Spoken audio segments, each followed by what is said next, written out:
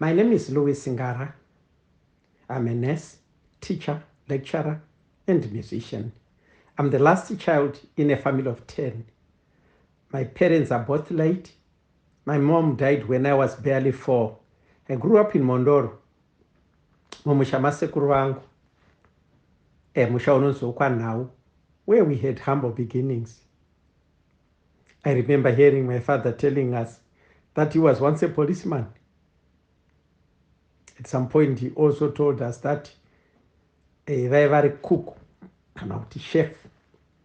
But I do not remember seeing him going to work even once. We pretty much relied on subsistence farming, where the harvest was always very small. Luckily, my brothers and sisters who were working by then always came to our rescue. Pamba pedu isusu paichengetwa huku dzenyama, dzemazai, tsuro, mangarikuni, hanga, you name it. But nguva zhinji takadya nemuchakari because my dad was generous. Aingobhasira bhasira kuma-visitors. Nonetheless, we learned to love and to share. Chechi yandakafundira ini ndiri mudiki yandaipinda iZayoja. I was told kuti amai vangu vaida Mwari zvakanyanya, vachitinamatira nguva dzose, although vasina kuzorarama zvavo nguva refu. Andamboona baba vangu achienda kuchechi, asi vaitya Mwari, vachitotikurudzira kuti musarege kunamata Mwari wenyu. Uye chinondifadza nekuti baba vangu vakazoshaika ndaakuno kuUK, ndakanzwa kuti vasati vazoshaika vakapa life yavo kuna Mwari. In terms of my schooling, I do not remember a time when my dad encouraged me to concentrate on my academic work. He never bothered about my punctuality or attendance at school.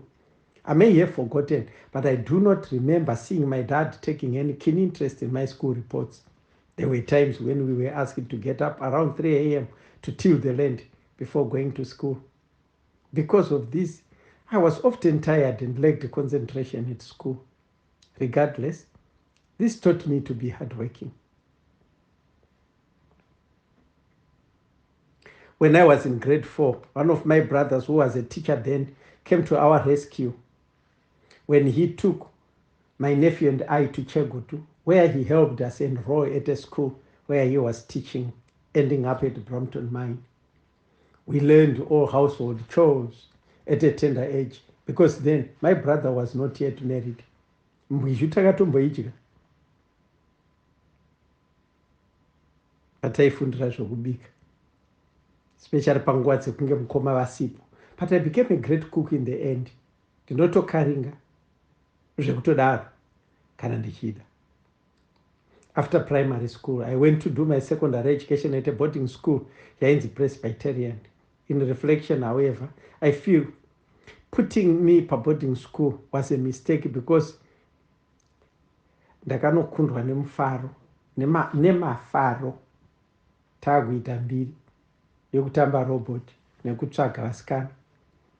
Ndakafunda kuputa, zvinodhaka nekunwa doro, and spent most of the time ndichipanichirwa musikanzwa yandaiita. Panguva yandaive paboarding school, kwaiuyawo vamwe vana vaibva kudzimba dzakasimukira. Ndaida kufanana navo, so I led a fake life, keeping up appearances.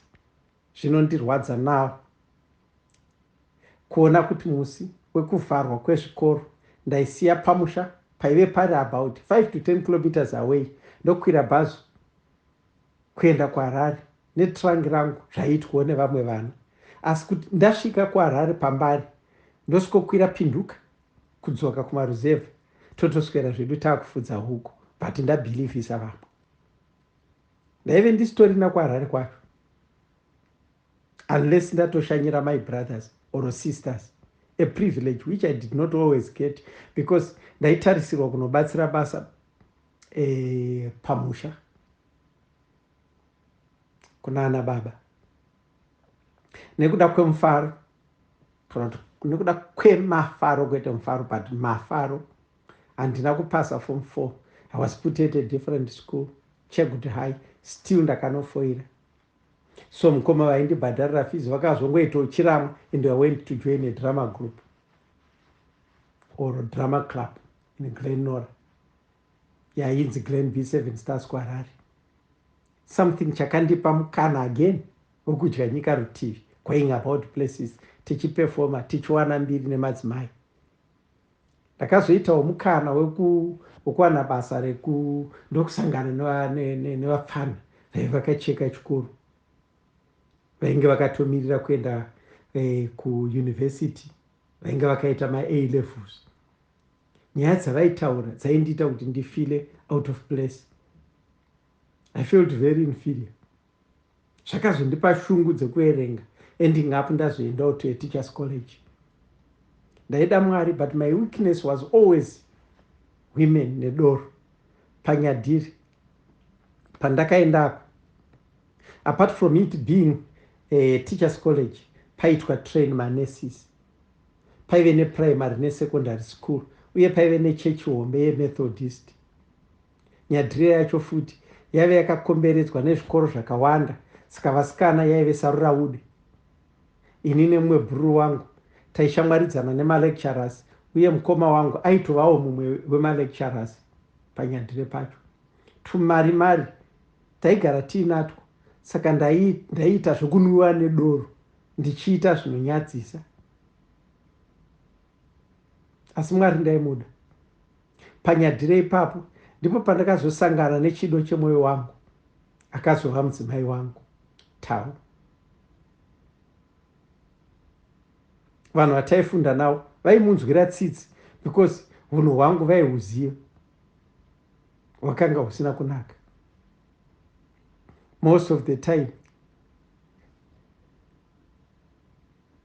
ndaiwirirana nevanhu vanenge vari vepamusoro-soro, sokuti taitamba nevana vevanhu vane mabhizinesi pamutoko nekwawiri,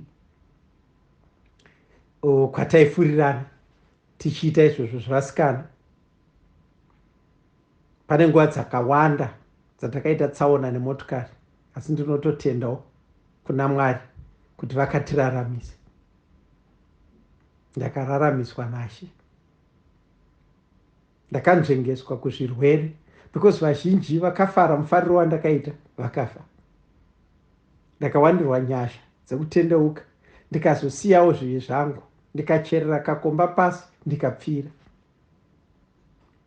Ever since then handina kuzodzokera kumashure.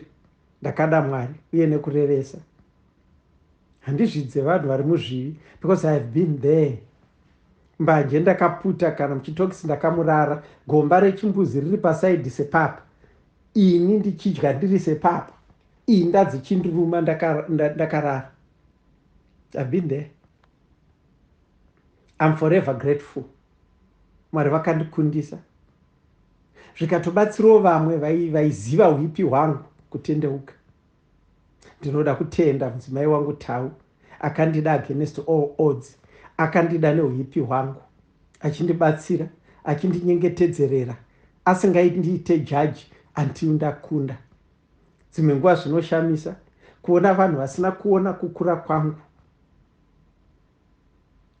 oro vasina kuona kukura kwemunhu nemararamiro ake kana zvaakakunda muupenyu, vachingotaura pamusoro pezveupenyu hwemunhu vavasinganzwisise. I wish Mwari vanopenyera vanhu vakadai, vasingaiti understand nyasha dzakadai dzinopuwa naShe. Vamwe vedu tingadai tisiko, ndingadai ndakafa. Ndinonzwa Mwari, ndinoona Mwari, ndinoda Mwari uye nekurevesa. Vana vandakafundisa, ndakavadzidzisa Mwari uye ndakavadzidzisa kupa. Pachikoro chega chega chandakafundisa, after ndatendeuka, ndakasiya ndaparidza shoko raMwari uye kutendeutsa vanhu kuti vauye kuna Kristu. Pamwe chete navadzimai vangu, hatina kunge tichida kuzviunganidzira pfuma. Tiri vanhu vaifarira kugoverana nevamwe, sharing.